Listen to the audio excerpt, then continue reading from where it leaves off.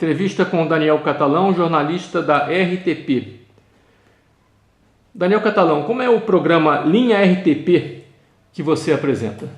O Linha RTP é um programa que pretende abordar um assunto do dia, da atualidade, com a participação dos espectadores. Portanto, abrimos a linha para a participação, escolhemos, metodologicamente, escolhemos um assunto ao fim da manhã, divulgámo-lo depois durante os noticiários da tarde. Dizemos sempre no noticiário: hoje na linha RTP vai estar em análise este programa, inscreva-se no número tal, para as pessoas poderem se ir inscrevendo. Colocamos a pergunta no Facebook também, para as pessoas poderem responder por escrito se não puderem telefonar. E abrimos também a possibilidade das pessoas participarem por Skype ou por videochamada, se tiverem essa possibilidade. Esta é aquela que eu desejava ter mais, mas é aquela que tenho menos. Infelizmente não é possível, ainda não foi possível criar esse hábito nas pessoas poderem participar por videochamada, mas era o que eu gostava, porque estamos a falar de televisão, obviamente. Este programa tem subjacente, obviamente, a possibilidade de, chamemos-lhe assim, sem abusar do termo, mas democratizar o debate em torno de algo que está a ser tratado no dia. E, portanto, em vez de ouvirmos só os especialistas na matéria, nós gostamos de ouvir o que é que as pessoas acham também sobre o assunto. Isto permite, de alguma forma, ou aqueles que estão plenamente convencidos de, enfim, apresentar os argumentos deles, ou então criar até algum debate. Porque normalmente acontece haver debate entre os próprios participantes, porque há um que diz, tem uma opinião e o outro vem contradizê-lo, e depois temos sempre um convidado, um ou dois, dessa área, um especialista, alguém que seja especialista nessa área, que nos possa dar alguma explicação mais aprofundada sobre essa matéria, fazer um enquadramento do assunto e de alguma forma também responder a algumas das dúvidas ou comentar algumas das coisas que os nossos espectadores dizem. Esse espaço do espectador seria assim, a alma do programa. O programa existe em função disso. Em função disso, exatamente. Essa é a âncora do programa. É o objetivo do programa. E qual tem sido a aceitação, a repercussão entre os espectadores desse tipo de proposta na televisão? É um programa que funciona muito bem. E é curioso analisar como os participantes se dividem em dois grupos, que é aqueles que... há um grupo de pessoas que gosta muito destes fóruns e participa sempre, parece que tem opinião sobre tudo. Portanto, nós vamos conhecendo quem são e, portanto, vamos gerindo também essa participação, porque as pessoas inscrevem-se primeiro. Sim. Como cautela, portanto não ligam e falam, ligam, inscrevem-se e depois nós ligamos de volta para sabermos para quem estamos a ligar, para não haver problemas e surpresas no ar. E depois há um grupo muito mais heterogéneo de pessoas que participam em função do assunto. E isso nós vemos como há uma mudança clara. Se nós falamos de ensino, temos tendência muito mais a uma participação de professores e de alunos. Quando falamos da área dos reformados, vemos que há muita gente com uma idade mais elevada a participar. De economia varia muito, portanto, o leque de pessoas que participam varia muito em função do tema. Você diria que na televisão portuguesa essa abertura para o espectador, ela é pioneira nesse programa? Não é pioneira. Este é um tipo de programas que se faz já há muito tempo. Antes do Linha RTP tínhamos uma coisa semelhante que se chamava Antena Aberta. Depois mudámos o nome com a mudança do programa, mas mais ou menos a lógica de funcionamento é esta. Mas é o tipo de programa que foi criado com o aparecimento das televisões por cabo. Ou seja, a televisão generalista nunca teve este hábito. Foi mais a televisão por cabo, as televisões de notícias que abriram este espaço à participação dos espectadores. E você consegue vislumbrar por que isso funciona no cabo e não funciona na TV generalista aberta? Não, os programas de televisão generalista aberta baseiam-se muito em três tipos. É um noticiário tipo telejornal, não é? Pivô notícia, pivô apresentador notícia, apresentador notícia, portanto o resumo do dia, numa hora. Temos os debates entre especialistas e depois temos aqueles debates mais alargados, ou temos a reportagem e ficamos muito por aí. Nos debates é que temos às vezes aqueles debates em que se abrem um pouco mais ao público presente na plateia.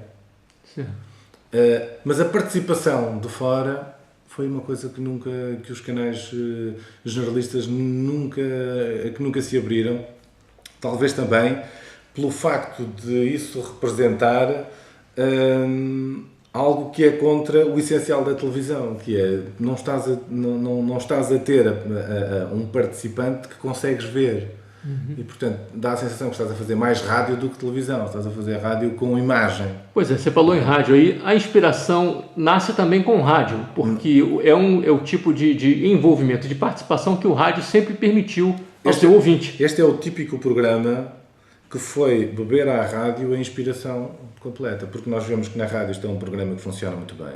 Há muitos programas, quer de manhã, quer à tarde, quer à noite, late night até de madrugada, fóruns com muita importância. As pessoas participam, querem partilhar, querem falar algo. E a televisão foi claramente beber aí a inspiração. O problema é que nós não conseguimos ver as pessoas em casa. Daí este desafio que se tiverem possibilidade de participar por vídeo, poderem participar, porque isso de facto víamos, interagíamos com a pessoa. Caso contrário, pronto, temos efetivamente alguém a falar do outro lado que não estamos a ver. E eu acho que é muito por isso que as televisões generalistas não vão buscar este formato, porque não é um formato tipicamente de televisão do curso, é algo sólido. Você já trabalhou em rádio, você acha que o rádio ainda pode inspirar a televisão? A exemplo desse programa, por exemplo? Eu acho que a rádio inspira sempre a televisão, porque a rádio é muito ágil. A rádio é muito ágil. Tem a vantagem ou a desvantagem de usar só o som, não é? E, portanto, acho que em termos de formato ou de agilidade, da forma como se tentam fazer as coisas, a televisão vai buscar muito à rádio. A rádio é muito mais dinâmica, não é? Tenta, como não tem o vídeo pesado, portanto, o participante pode estar em qualquer lado, em qualquer lugar, participar apenas com um telemóvel, ou o que quer que seja, isso não é impeditivo. Na televisão há sempre o problema da imagem. A imagem é um valor notícia, é um valor essencial. Mas eu acho que nós vamos sempre beber coisas à rádio por essa dinâmica. Mais pela dinâmica, mais pela forma como é possível criar e fazer rapidamente as coisas. Depois temos que as adaptar, obviamente, ao nosso meio. A TV digital tem fase de implantação aqui em Portugal. Você acha que de alguma forma ela pode facilitar ou acelerar esse processo da implantação, da interatividade no jornalismo? Devia, mas acho que para já não o vai fazer. Uma vez que as limitações impostas em termos legais, não é em termos técnicos, a televisão digital terrestre permite muito, mas em termos legais não está previsto nada que nos permita explorar muito a plataforma digital. Portanto, não vejo nada de extraordinário nos próximos anos que a TDT venha a alterar em relação à televisão generalista. Por exemplo, ela não prevê um canal de retorno para a televisão, para o telespectador. Não. Isso faz falta para a interatividade. Vamos ter na TDT, basicamente, é o que temos agora já com o que tínhamos antes com a televisão analógica. Não vamos ter muito mais. Não vamos ter. Esse canal de retorno, essa questão do canal de retorno é importante? Um canal de retorno dentro do próprio veículo, dentro do próprio média. Quer dizer, não, a televisão não dependendo de telefone, não dependendo de internet, dependendo apenas dela. Seria importante isso? Seria interessante, se bem que eu acho que os produtores da televisão, quando digo produtores, os donos da televisão, os donos do produto, não sei se estão muito interessados em fazer esse tipo de utilização da televisão, ou seja, transformar a televisão em algo bionívoco, não é? Não estaria interessado. Eu dou para o espectador e o espectador dá-me a mim. Também confesso que não sei como é que, se isto é mais fácil em termos do formato que está criado na internet, em termos de televisão, tecnicamente não sei como é que poderíamos fazer isto. Confesso que não estou a ver como é que podíamos partilhar de repente com milhões de pessoas, receber o contributo de milhões de pessoas em simultâneo. Me parece-me um bocadinho difícil de transportar. Mas eu acho que quem está responsável pela televisão generalista aberta tem uma noção de controlo e de poder muito grande. E, portanto, não está aberto muito a partilhar a possibilidade de alterar o conteúdo de alguma forma. Pois essa era a nossa próxima pergunta. Conceitualmente, como é que você vê a questão da participação ou da interatividade em relação à questão do poder? O poder que o emissor, no caso a televisão, tem que ceder ao telespectador para que essa participação, essa interatividade faça sentido. Eu acho que o poder vai estar sempre do lado do produtor, sempre. Ele será sempre o gatekeeper, o decisor daquilo que quer colocar no ar. A única coisa que faz, já faz e vai continuar a fazer é abrir alguns canais de participação, mas orientados e devidamente controlados. Ele pode lançar o desafio, pode abrir-se à iniciativa do espectador, mas em última instância será sempre ele a decidir o que é que vai colocar. Portanto, não estou a ver que a televisão se democratize de tal forma a que eu abra a caixa, os espectadores coloquem lá dentro o que quiserem e seja transmitido como eles quiserem. Não vejo isso possível. Para os telejornais, por exemplo, que tipo de canal de participação você acharia possível ser aberto? Eu acho que é só tirar partido daquilo que já existe na internet, de alguma forma. Porque nós hoje vemos, e vou dar o exemplo daquilo que tem sido mais usado e já está a tornar-se uma banalidade, que é, em termos de entrevistas, quando há uma entrevista a uma figura conceituada, abrir um espaço, por exemplo, na internet para que os espectadores coloquem as perguntas que depois são mostradas efetivamente em vídeo. Portanto, a pessoa não está diretamente a fazer a pergunta naquele momento, mas já está gravada. Portanto, lá temos aqui as duas componentes, ou seja, eu abro a participação, democratizo, não sou eu que faço as perguntas, é o espectador, mas esse espectador vai fazer a pergunta gravada. Portanto, ela já está devidamente colocada. Não há interação. O meu espectador não vai fazer a pergunta e depois não o vai interromper para dizer não, desculpe, mas eu não lhe perguntei bem isso. Olha, mas não me respondeu bem. Isto seria a verdadeira interação, não é? Eu abro ao espectador a possibilidade de ele fazer quase uma parte da entrevista. Não, o que eu faço é, eu coloco perguntas, as perguntas, em vez de serem colocadas para mim, são colocadas pelo espectador, mas é uma pergunta já devidamente feita. Portanto, não há um contraditório a seguir, não é? A pessoa responde e fica. Portanto, eu acho que o melhor sistema neste momento é este. Nós não temos outra possibilidade de democratizar isto de outra forma ágil. Será essa participação, ou por vídeo, ou por escrito, ou, no caso de assuntos de grande relevo, enviarem aos próprios até material já devidamente produzido. E aqui é que eu acho que é uma alteração. Tem havido uma alteração, e pode haver uma alteração em relação àquilo que era feito antigamente. Nós habituámos-nos ao longo da história, por exemplo, a que as pessoas nos enviassem vídeos em bruto, nomeadamente do vídeo, falamos do vídeo. Alguém que grava o vídeo amador e envia, e depois nós recebemos e tratamos e colocamos no ar. Dizemos, este vídeo foi cedido pela pessoa X. Nós hoje, graças aos equipamentos, aos telemóveis, aos smartphones, às câmaras pequeninas, toda a gente grava, toda a gente consegue editar um pequeno vídeo. E, portanto, as pessoas já nos podem enviar, não um bruto, mas já podem enviar material editado. E quando alguém escolhe partes do vídeo para nos enviar a nós, aí sim nós já perdemos uma parte do poder. Porque a pessoa que o editou já lhe retirou partes. E já lhe colocou só aquilo que quer. Ele já fez um trabalho editorial. Certo. Embora o poder final de colocar no ar ou não continue sendo... Continua a ser nosso. Mas nós já trabalhamos em algo que está previamente tratado. Mas o poder final continua a ser nosso porque nós depois daquilo mostramos ou não mostramos, ou mostramos partes ou não mostramos partes. E aqui é que nós temos a concorrência já do espectador.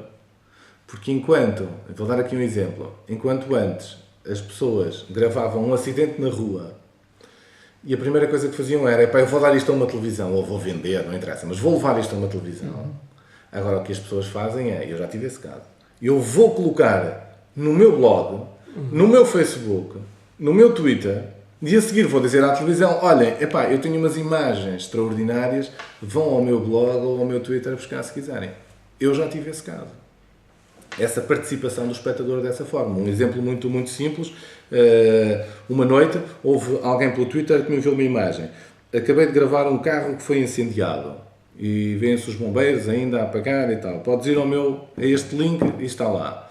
Portanto, através do Twitter, eu tive acesso às imagens que essa pessoa tinha gravado, tinha colocado no YouTube dele e eu transportei-as dali para a televisão através de uma informação que me foi dada via Twitter. Ok? Mas ele acabou por concorrer comigo. Sim. Eu sou televisão e estou a mostrar, mas eu estou a recorrer ao canal, ao vídeo dele do YouTube. Portanto, ele está a espalhar para milhões e eu estou a espalhar para milhares. Quer dizer, a informação já não chega inédita na televisão. É muito difícil que chegue hoje.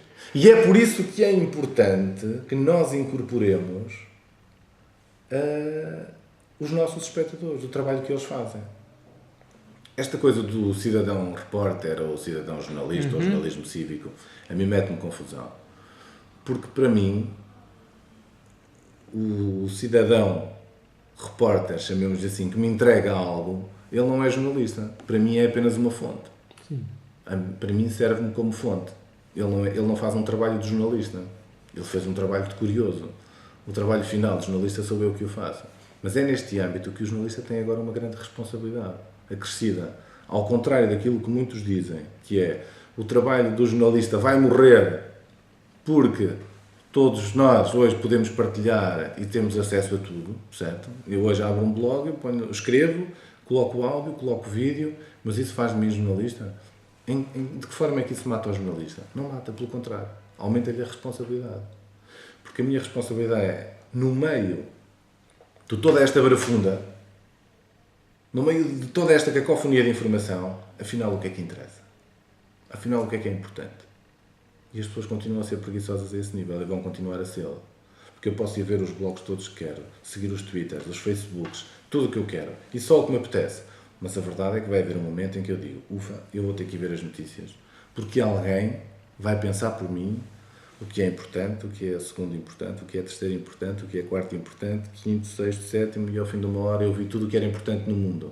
Isto é que era importante. Você acha então que o consumidor da informação vai continuar acreditando mais no que um jornalista prepara para ele do que ele encontra, vamos dizer, numa multiplicidade imensa de opções na internet? Claramente. E aí é que está a tal responsabilidade do jornalista, que é, eu agora tenho maior responsabilidade porque as fontes a que eu acedo são as mesmas fontes a que o meu espectador acede. E eu tenho que ser muito mais rigoroso. E eu tenho que dar muito mais do que aquilo que ele consegue ver. Portanto, não só tenho que escolher de toda a panóplia que existe e dizer-lhe o que é importante efetivamente é isto. As 5 histórias que você não pode perder hoje são estas. O resto você vê se quiser. Mas estas 5 é que são importantes. Estas é que mudam aqui a história da nossa vida. Mas eu tenho que dizer mais qualquer coisa. Porque enquanto antigamente as instituições falavam para nós diretamente, prestavam-nos declarações e entregavam-nos os comunicados e as pessoas nunca chegavam a ver o original, hoje toda a gente vê. Hoje toda a gente vai ao site A, B, C, D e vê o original. Mas essa é a minha responsabilidade. É, por um lado, agrupar, escolher, portanto, no fundo, fazer aquilo que o jornalista faz, que só faz 3 coisas na vida, não é? Que é escolher, portanto, é incluir, escolher algo, excluir, deitar fora aquilo que não lhe interessa e hierarquizar. O que é importante, o que é menos importante, o que é menos Talvez importante. seja até um pouquinho além do papel tradicional do gatekeeper, que não só selecionar, mas também indicar e orientar. Como você disse, no que é mais importante, hoje, o que se deve prestar mais atenção. E nós hoje temos essa liberdade de poder até, e ver o trabalho que é importante no online, nomeadamente. Quer dizer, eu escrevi isto e você, se quiser ver mais, pode vê-lo aqui. Linka, e isso credibiliza. Pois é. Então, em relação a isso, num estudo exploratório sobre os telejornais do horário nobre em Portugal, a gente começa a perceber que há, na verdade, praticamente não há interatividade nesses telejornais e não há nem mesmo essa oferta de uma orientação no sentido de que o telespectador vá à internet para complementar as informações. O que no Brasil, por exemplo, é comum nos finais dos telejornais uma indicação de que as notícias continuam no site daquela emissora. Aqui em Portugal, evita-se um pouco falar da internet dentro do telejornal. Mas nós fazemos isso. No fim, lá está. Podia ser feito de outra forma, que não há uma verdadeira integração. A única coisa que se faz é uma promoção da notícia mais importante. No caso do telejornal da RTP, no intervalo aparece a notícia. Agora, no final, não aparece nem mesmo o endereço do site da internet. No fim, não. Não aparece. Normalmente aparece durante o noticiário no ticker.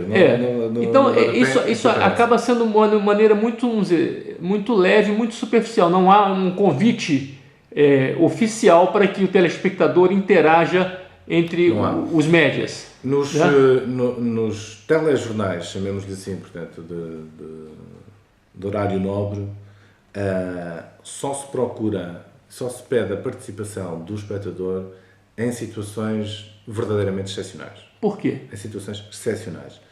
Porque são aquelas que são incontornáveis, que nós queremos mostrar, a que não podemos fugir e sobre as quais temos a noção de que haverá muitos vídeos, haverá muitas fotografias e que nós não conseguimos fazer, porque nós não conseguimos estar em todo lado como jornalistas. Mas no dia a dia a resistência ela é editorial ou ela é uma cultura da redação do jornalista? É uma cultura. E não querer compartilhar o poder. É uma cultura de redação e muitas vezes eu acho que é uma questão de rotina prática. É uma rotina. Portanto, nós sabemos que nós é que conseguimos fazer. E, portanto, só muito excepcionalmente é que nós recorremos a vídeos ou à participação do espectador, só quando nós não temos o material, quando nós não conseguimos ter. Mas se houver, como houve, por exemplo, quando foram as cheias na Madeira, torrentes imensas, nós não conseguimos gravar tudo, nós não conseguimos ver tudo e, portanto, a esmagadora maioria dos vídeos que foram mostrados eram vídeos amadores, eram vídeos de pessoas que gravaram, porque estavam na janela, porque foram vídeos, estavam nos carros, estavam não sei onde, e aí nós agrupámos. E aí sim, já nos abrimos e dizemos, se tiver, mande. Mas são nestas circunstâncias em que há um grande acontecimento que é verdadeiramente incontornável e nós temos a noção de que desta vez nós vamos mesmo precisar do apoio dos nossos espectadores. É verdade. Porque no dia-a-dia nós não precisamos. Porque nós vamos lá e fazemos nós a história. E em muitos casos somos nós que acabamos por contar as histórias aos outros. Não é? Mas você acha que isso tende a mudar esse tipo de pensamento? Não? Por enquanto não. A interatividade ela é apontada como uma questão central nos novos média digitais. Nos chamados velhos média, a interatividade também se tornará uma questão central ou não? Eu acho que hoje já ninguém foge a esta ideia da interatividade. Se bem que o jornalista continua a ser muito o dono do seu nariz. Percebe? Continua a concentrar ele o poder e a abrir-se muito pouco. Eu acho que ele se abre muito pouco. Nos meios digitais, na internet, é mais fácil criar produtos com outra abertura. Mas mesmo aí, se formos consultar a esmagadora maioria dos sites de notícias, a única coisa que vemos como abertura à participação do leitor ou do espectador são as caixas de comentários. A integração disso no produto jornalístico não existe. A informação na televisão ela pode ganhar qualidade se houver de fato a aplicação da interatividade? Qualidade no tipo na construção e na forma da mensagem, acho que não. Acho que perderia. Perderia estou a falar do formato, da forma. Perderia pela cacofonia, pela confusão. Ganharia se pudesse incluir de forma mais rotineira participação externa, porque provavelmente conseguiria obter aqueles tais documentos que são muito excepcionalmente procura. Daí a estratégia, o ser importante estrategicamente, a manter esta forma de abertura, que não existe nos telejornais de sinal de horário nobre, que é o caso concreto aqui. Esta abertura é estratégica porque se cria uma relação com as fontes. Cria-se uma relação. E, portanto, as pessoas sabem que se tiverem algo importante, podem enviar. Porque se enviarem, vão ter o retorno. Porque há algo que é engraçado. Nós podemos gravar o nosso vídeo, mas nós queremos e podemos colocá-lo na nossa página. Mas nós sentimos que ele é verdadeiramente importantizado se passar na televisão. Só quando passa na televisão é que ele ganha a credibilidade suficiente. É que passa a ser uma entidade, digamos, uma entidade com força, com credibilidade. E, portanto, nós queremos sempre isso. Se nós conseguirmos manter, nós de televisão, se conseguirmos alimentar esta ligação ao espectador e dizer, vá mandando, porque nós vamos incorporando isso, conseguimos manter o canal sempre aberto. E, portanto, a pessoa, além de nos fazer, digamos, a pequena concorrência que tem dos amigos dele, vai ter essa credibilização via televisão e nós vamos ter mais um repórter, um conjunto de repórteres que existem por aí fora. O problema é que nós quebramos isto sucessivamente. Usamos no momento em que há um pico, algo muito importante, e depois a seguir quebramos. E depois a seguir, quando volta a acontecer, temos o esforço outra vez. Temos que fazer o esforço todo de subir, porque temos que pedir às pessoas, não mandem, vejam lá ver onde é que há, e então andamos à procura. E se nós mantivéssemos pelo menos uma cadência, nós não tínhamos que fazer esse esforço. Porque cada vez que ocorresse algo, as pessoas enviavam imediatamente. Este é que é o problema. Agora, quando há esse vácuo, os espectadores, de certa maneira, se manifestam pedindo um pouco de abertura, um espaço para que eles possam participar? Eu acho que isso sente-se mais no Twitter, em comentários, às vezes. Não, na televisão, no informativo mesmo, da televisão. Não, em televisão, não há essa demanda não ainda? Se sente, não há demanda. Acho que nem se sente essa exigência por parte dos espectadores. Okay. Você é um jornalista defensor do uso de novas tecnologias na informação, na televisão, e está fazendo um doutoramento nessa área. Poderia falar um pouquinho sobre esse curso? Eu acho que nós temos que incorporar estes meios, não apenas. Eu tenho vindo a incorporar o meio digital na televisão, por um lado, é uma panóplia imensa de fontes de informação, e por outro lado, o online funciona muito bem em termos visuais na televisão. E as pessoas gostam de ver. Nós habituámos-nos a ver a internet no nosso ecrã de computador, mas quando vemos as imagens de páginas na televisão, parece que ganham outra vida. Ganham uma outra vida. A imagem da internet no ecrã da televisão. Tem uma outra dimensão. E, portanto, torna-se atrativo. É atrativo, por um lado, a forma. Talvez devido à familiaridade da televisão com o espectador. Exatamente. E, portanto, eu tenho vindo a incluir por aí. Depois, em termos de linguagem corporal, também é importante na televisão, funciona bem. Tirar aquele formato rigoroso, que é aquele plano apertado do jornalista que diz qualquer coisa e depois aparecem umas imagens, depois ele fala e diz outras imagens. Eu acho que funciona muito bem. Há uma presença. O espectador olha, vê a pessoa e vê aquilo que ele próprio está a controlar e a ver. Eu acho que isso funciona em termos visuais. Portanto, esta linguagem é importante também em termos de televisão. Mas depois, para além disso, entramos agora na tal componente do conteúdo, que é esta estratégia de, ao fazer isto, procurar chamar os espectadores e os internautas, como eu gosto de os apelidar, ou de nos apelidar, todos aqueles que navegamos na internet, trazê-los para este produto e perceberem, eu também posso participar lá de alguma forma, nem que seja sugerindo, nem que seja corrigindo, nem que seja dando. E desde sempre eu estabeleci uma relação com os espectadores através das redes sociais, porque isso permite-me efetivamente falar com os meus espectadores, que é uma coisa que o jornalista de televisão não faz normalmente. Ou seja, ele diz algo às pessoas, mas não fala efetivamente com elas. Ele diz algo, mas ninguém fala do outro lado. Ninguém diz, gostei, não gostei, o que disseste foi asneira, olha, deixa-me corrigir porque isso já não é bem assim, olha que isso não é possível. Só é possível porque eu falo pela televisão e as pessoas respondem no Twitter ou no Facebook. E aí eu posso ir lá e efetivamente também conversar com elas. E quando eu crio esta dinâmica, eu ganho-as para o meu lado. E, portanto, ganho-as no sentido do exemplo que estava a dar há pouco. Se aquele tipo fala comigo, se aquele tipo afinal é humano, não é um boneco que está lá, eu posso conversar com ele, eu posso dar-lhe informação que ele vai recebê-la. Cria um sentimento de pertencimento. Claro. Portanto, ele pode dizer, olha, acabei de gravar um carro a arder não sei aonde e é de uma pessoa importante. Vai não sei aonde que tens lá a notícia, ou tens lá o vídeo. Eu ganhei porque passei a ter a notícia. Se eu não tivesse contacto com aquele meu espectador, ele nunca me teria dado aquilo. Porque não sabia sequer como é que havia de fazer. Tinha que telefonar, não sei para quem, não tinha forma de fazer chegar. Ou noutros exemplos, não é? que foram exatamente da mesma maneira. Que me dizem, olha, pelo Facebook ou por não sei onde, dizem, olha, o bombeiro caiu, houve um acidente aqui, houve um acidente acolá, está a acontecer isto, vai acontecer aquilo. esta relação é extremamente importante. Agora, isto tem a ver é uma das formas. Depois, o estarmos ligados na net faz com que nós possamos usar estas fontes de informação a favor da própria televisão.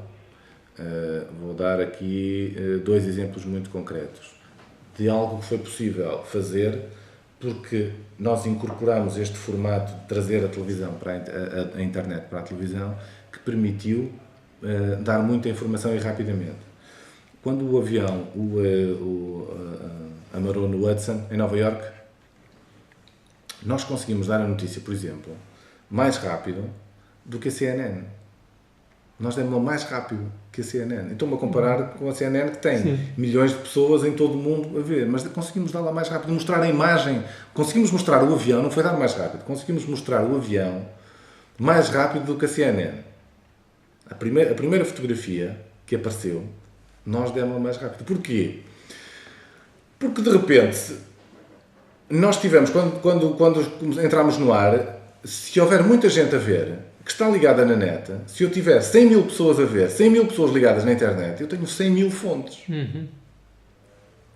Cada uma delas, é impossível que todas estejam a ver a mesma coisa. Naquele caso, foi muito simples. Houve um espectador nosso que viu no Twitter imediatamente que o tipo que tirou a primeira fotografia, que ia no primeiro ferry, que tirou uma fotografia com o telefone e colocou no Twitter, ele viu naquele momento que a fotografia tinha acabado de cair. E naquele momento disse-nos, acabou de cair a fotografia. E nós vimos e colocámos a fotografia no ar. Isto era impossível de outra forma. É uma participação. É uma interatividade. É interatividade. Portanto, vemos aqui como é que o espectador nos pode ser útil. Agora, no seu curso, você está desenvolvendo também a ideia de levar a televisão para a internet com uma adaptação, um enriquecimento. Agora aí é a outra questão, que se me levantou depois. Que é, eu estou a dar televisão, muito bem. Agora, quando estou a refletir sobre a televisão e nos outros, no computador, no ecrã de computador, quando falar aqui em computador significa smartphone, tablet, etc. O aparelho com o qual eu navego na internet e vejo os sites digitais noticiosos. E eu tenho refletido ao longo dos últimos tempos e o que eu vejo é a televisão na internet é a mesma televisão do televisor. Um jornal da internet não é o mesmo jornal de papel. Uma rádio na internet não é a mesma rádio do rádio. Não é. Mas a televisão é a mesma. Eu ligo e o que eu tenho lá é o que eu já vi no televisor. Ou o que eu vou ver no televisor. E precisa ser diferente. Não há nada. E eu acho que a narrativa pode ser diferente. Se funciona ou não, isso é o que eu vou tentar estudar, ver se funciona. Mas eu acho que pode ser diferente, porque a minha ideia é esta. Eu posso criar narrativas que, sendo lineares, mantendo a lógica da linearidade em que eu estou a contar a história, eu a possa parar e posso interromper, tal como interrompo o meu texto. Eu também tenho uma escrita linear, mas que ganha um formato de blocos, porque eu interrompo com um vídeo, eu interrompo com um link que me abre um documento oficial, eu interrompo com um link que me abre uma explicação de quem é aquela pessoa de que estou a falar, ou a instituição, etc. E, portanto, porquê é que eu não posso fazer isto nas imagens? Porquê é que eu não posso ver o Presidente da República ou uma figura que está de repente a discursar e eu digo, mas quem é esta pessoa? Pim! E paro, e clico, e abre. E diz, esta pessoa é XPTO, nasceu não sei aonde, viveu aqui, desempenhou estes cargos políticos, tarará. Ok, já sei quem é. Fechou e agora continuo a ver a minha história. Ele está a falar sobre a crise, uma crise qualquer. Está a falar sobre um assunto específico ou a saída de um novo automóvel. Saiu um carro novo. Porreiro. Mas que carro é este? Porque é que eu não tenho logo aqui um link e me diz, está aqui a fotografia do carro, porreiro. Ainda vai sair. Ou quem é esta pessoa? Sobre isto, ele também disse isto. Bestial, afinal aquilo, ele já tinha falado sobre isto. Não é? Porque é que eu não posso contar? Isto é uma exigência muito maior para quem conta a história. O jornalista de televisão está habituado a contar esta numa linearidade. Começa a história, desenvolve-a, num minuto, contou a história e morreu. 1,5. Falou, ele disse, meteu os entrevistados e não há mais nada. Mas a internet permite isso. Porquê que a televisão O jornalismo televisivo, o telejornalismo há de ser igual na internet ou igual ao que existe na televisão. É isto que eu quero alterar. Tentar criar, digamos, um protótipo que funcione, que permita que a imagem seja hipermédia, perceber se o espectador gosta disto ou não e perceber o que é que facilita ou o que é que complica ao jornalista produzir isto. Não é? Eu acho que este estudo tem que ser feito. Ok, para a gente concluir essa entrevista, então, a gente pode entender que, na sua opinião, cabe ao jornalista, cabe à televisão buscar novas formas de, vamos dizer, aprimorar esse contato com o telespectador, com o internauta, o utilizador, qualquer nome que leve, e de modo a que, vamos dizer, se tornem um pouco mais próximos. Seria isso? O que eu acho é que nos telejornais de horário nobre o formato está muito fechado. É muito difícil mudar aquilo. É aquele formato, é o resumo para o espectador preguiçoso, que vai continuar a existir. Daí eu achar que aquilo não sofrerá grandes alterações em muitos anos. Portanto, é o típico rotineiro, sentas-te para jantar, alguém te dá durante 45 minutos as notícias que forem importantes durante o dia e vais embora e não te chateias mais. Esse, portanto, então, é o modelo do telejornal? Acho que é o modelo que vai continuar. Só muito excepcionalmente haverá alterações. A diferença está nos outros noticiários, nos canais de notícias, onde é possível fazer esse exercício de pedir mais participação, integrar mais as pessoas. Mas é responsabilidade nossa desenvolver esses produtos. De que forma é que nós podemos evoluir? E temos que ir percorrendo o caminho. Voltando agora à linha RTP. O meu sonho era que eu tivesse cada vez menos telefonemas e cada vez mais videochamadas. Porque aí sim eu teria uma participação televisiva, eu teria uma participação visual. Eu falo com o Sr. António e todas as pessoas veem o Sr. António. E o Sr. António participa efetivamente. Eu estou a falar com ele e ele está a falar com toda a gente, de cara. Mas é um sonho impossível. Não é impossível. Eu acho que neste momento já não depende tanto de nós, depende mais das pessoas que participam. Sim. Porque algumas, inclusivamente, dizem, eu tenho e tal, mas não sei se quero participar, depois também se envergonham em participar. Também é essa componente, não é? Que é daqueles que querem participar, mas querem participar com algumas condições. Não é? Então já não são só as condições que nós impomos mas com certeza haverá também aqueles que gostam de aparecer. Sim, claro, logicamente. Que têm o desejo de aparecer, de transmitir sua mensagem com autoria. Mas eu acho que isto vai ser cada vez mais fácil e mais simples, consoante também as pessoas mais se habituarem a utilizar o vídeo, não é? A conversarem por vídeo. E quer queiramos, quer não, apesar de ser algo que é hoje banal, não é? Banal. Eu acho que há muitas pessoas que ainda não utilizam, apesar de ser banal e de estar à disposição. E, portanto, utilizam mais o chat, a conversa simples.